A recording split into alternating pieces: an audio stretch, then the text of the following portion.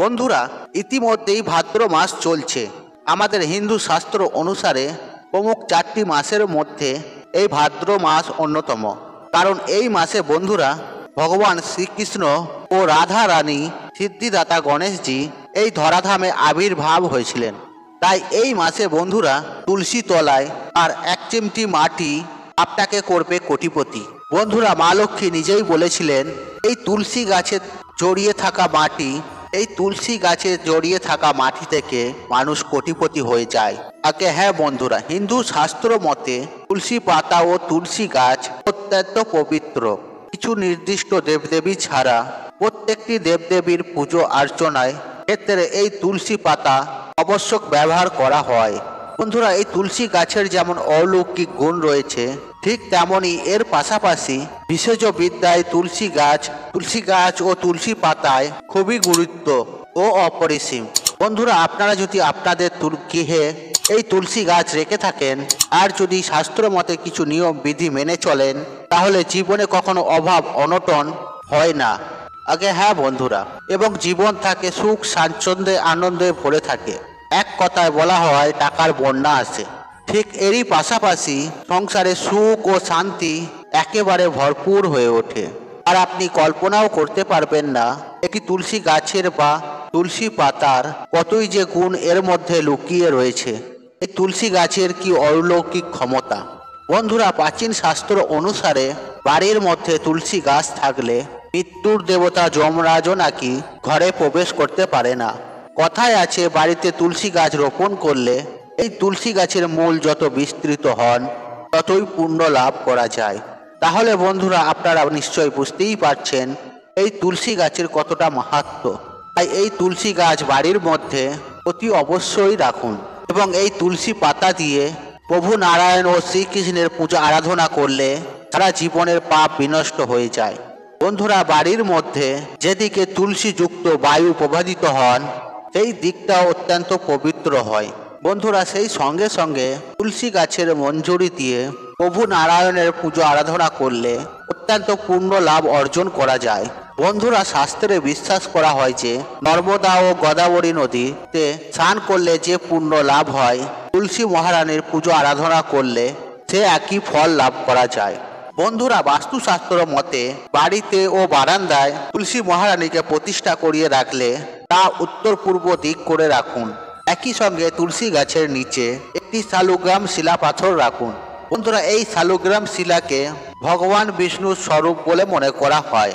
আর যেই বাড়িতে তুলসী গাছের সঙ্গে সঙ্গে এই শালগ্রাম শিলা থাকে আর সেই বাড়িতে কোনোদিন ও কখনোই কোনো পরিস্থিতিতেই টাকার অনটন অভাব হয় না, এই পরিবারে আর্থিক সচ্ছলতা বজায় থাকে। তাই বন্ধুরা, আর্থিক সচ্ছলতা লাভের জন্য প্রতিদিন সকালে স্নান করার সময় তুলসী গাছে জল নিবেদন করুন এবং জল দেওয়ার সময় মনে মনে এই মন্ত্রটি অবশ্যই বলুন। আর মন্ত্রটি হলো তুলসী তুলসী বৃন্দাবন, তুলসী তুমি নারায়ণ, তোমার মাথায় ঢালি জল, অন্তিমকালে দিও স্থল। বন্ধুরা, এই মন্ত্রটি মনে মনে আপনারা 8 বার উচ্চারণ করবেন এবং এই মন্ত্রটি পাঠ করার সময় অবশ্যই নিজেকে খেয়াল রাখবেন যে তুলসী মাতার উদ্দেশ্যে যে আপনি বলছেন। কারণ তুলসী মহারানীকে একবার সন্তুষ্ট করতে পারলে জীবন থেকে সমস্ত প্রকারের দুঃখ কষ্ট জ্বালা যন্ত্রণা ও দারিদ্রতা এমনকি রোগ ব্যাধি সমস্ত কিছু দূর হয়ে যায়। ঠিক তেমনই জীবনে তথা সংসারে সুখ ও শান্তি ফিরে আসে। তাই অতি অবশ্যই এই মন্ত্রটি উচ্চারণ করে জল নিবেদন করুন। এর ফলে আপনারা সুনিশ্চিতভাবে উপকৃত হবেন। বন্ধুরা, আপনাদের প্রত্যেকটি বাড়িতে প্রায় তুলসী গাছ আছে। আর তুলসী গাছের সামনে আমরা অনেক সময় এমন কিছু জিনিস রেখে থাকি যা রাখা হয়তো একদমই উচিত নয়।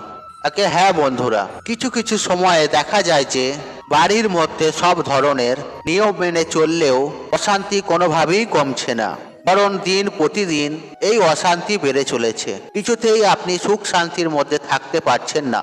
এক কথায় বলতে গেলে দুঃখ কষ্ট যেন আপনার পিছু ছাড়ছে না।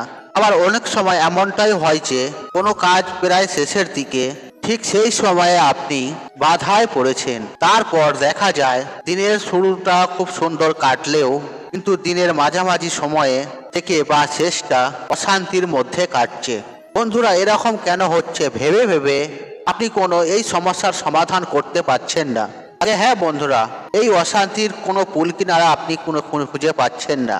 আর কিভাবে আপনি এই সকল সমস্যা থেকে দূরীভূত হবেন বা এই সকল সমস্যাগুলিকে কিভাবে দূর করবেন। বন্ধুরা বাড়িতে তুলসী গাছ রয়েছে, অথচ সঠিক নিয়ম বিধি মেনে তুলসী মাতার পুজো আরাধনা না করলে এমনটা হতে পারে আর তুলসী গাছের কাছে অজান্তে আপনি আপনার জীবনে আপনি এমন কিছু জিনিস রেখেছেন যেগুলি রাখার কারণে আপনি আপনার জীবনে অশান্তির পরিবেশ নেমে এসেছে। তাই আপনি জীবনে সুখে শান্তিতে বসবাস করতে চাইলেও আপনি সেটি করতে পারছেন না। বন্ধুরা এই সমস্ত দুঃখ কষ্টকে দূর করতে চাইলে তুলসী গাছের গোড়া থেকে এক চিমটি মাটি নিন এবং এক টুকরো পবিত্র সাদা কাপড়ে ওই তুলসী গাছের মাটিটি ভালোভাবে রাখুন এবং সেই কাপড়টিকে মুড়ে নিন। বন্ধুরা এই মাটিটি সাদা কাপড়ে মুড়ে সাদা সুতো দিয়ে আপনি ওই পুটুলিটিকে জড়ান এবং ওই পুটুলিতে করে রাখা মাটিটি আপনি যেখানে ঠাকুর পুজো করেন আপনি সেখানে রেখে দিন। বন্ধুরা এই তুলসী গাছের মাটি তোলার সময় আপনাকে অন্য কেউ না দেখে ফেলে সেই বিষয়টি অতি অবশ্যই মাথায় রাখবেন।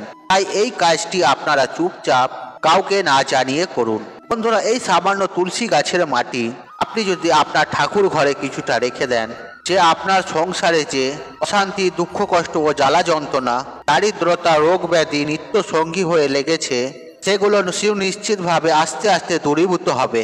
হ্যাঁ বন্ধুরা, আপনার বাস্তুতে বা সংসারে যেসব অশুভ শক্তি ছিল তা খুব দ্রুততার সাথেই দূর হয়ে যাবে এবং সেই সঙ্গে আপনার সংসারে শুভ শক্তির আগমন ঘটবে। বন্ধুরা আপনারা চিন্তাই করতে পারবেন না যে সমস্যাগুলি থেকে আপনি উদ্ধার হতে পারছিলেন না সেই সমস্ত সমস্যাগুলি থেকে আপনি সুনিশ্চিতভাবে বেরিয়ে আসতে পারবেন। বন্ধুরা আপনি হয়তো চাকরির জন্য বা অন্য কোনো কাজের জন্য অনেক চেষ্টা করছেন, কিন্তু বহু চেষ্টা করার পরেও মনের মতন চাকরি বা কাজ পাচ্ছেন না। কোনো না কোনোভাবে আপনার সেই কাজে বাধার সৃষ্টি হচ্ছে। এরকম পরিস্থিতির মধ্যে পড়লে আপনারা কিছুটা তুলসী গাছের মাটি নিয়ে একটি রূপোর তাবিজ ও কবজের মধ্যে ভরে সেটিকে মোম দিয়ে মুখটিকে এঁটে দেবেন। তারপর ছেলেরা হলো ডান হাতে আর মহিলা হলো বাঁ হাতে লাল সুতো বা ধাগা দিয়ে এটিকে ধারণ করুন বা বেঁধে রাখুন। দেখবেন আপনি যেখানে যাবেন সেখানেই সফলতা পাবেন। যদি আপনি ব্যবসা করে থাকেন তাহলে আপনার ব্যবসা রমরম চলবে। এক কথায় বলতে গেলে খরিদ্দার আপনার কাছে দৌড়ে আসবে এবং আপনার ব্যবসা চরম শিখরে উঠবে, যা আপনি কল্পনাই করতে পারবেন না। এই তুলসী গাছের মাটির কি মাহাত্ম্য, এই মাটিতে কি শক্তিশালী গুণ রয়েছে।